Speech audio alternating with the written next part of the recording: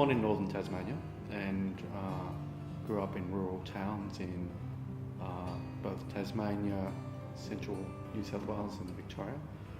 Went to high school in Bendigo and was really fortunate to get accepted into medicine at Melbourne Uni, and I came here and I've been here on and off ever since. When I finished medicine, I worked in accident and emergency work for a little while, and then I went to the Aboriginal Health Service to become a general practitioner. But ended up through particular circumstances being an administrator.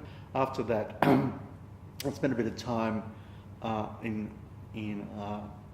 job respite in Canberra and got recruited to work in the Commonwealth Department of Health in the Office for Aboriginal Health, which was just being established, and I was their medical director for a couple of years, and that gave me a lot of exposure to the public policy process. I started to work on some national initiatives such as the CRC, or Cooperative Research Centre for Aboriginal Health.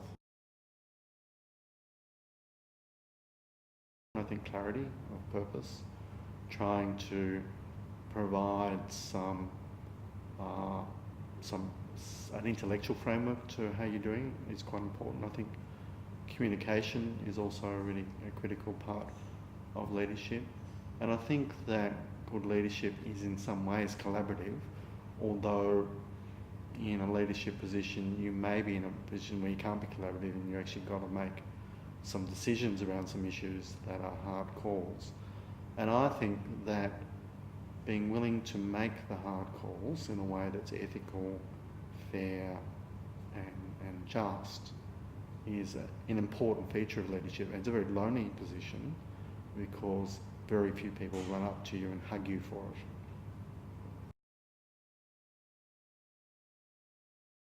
it. I'd like to be known to have made a significant contribution to improved health, improved educational opportunities for Aboriginal and Torres Strait Islander people, and to have done so in a way that's ethical and with cultural respect.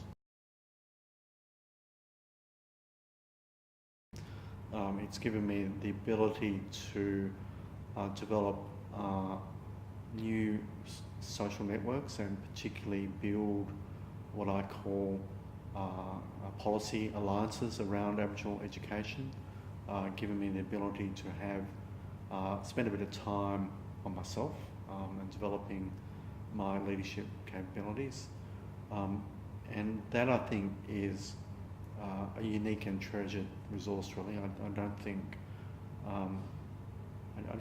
there are not many programs that actually do that in a way that's quite so flexible.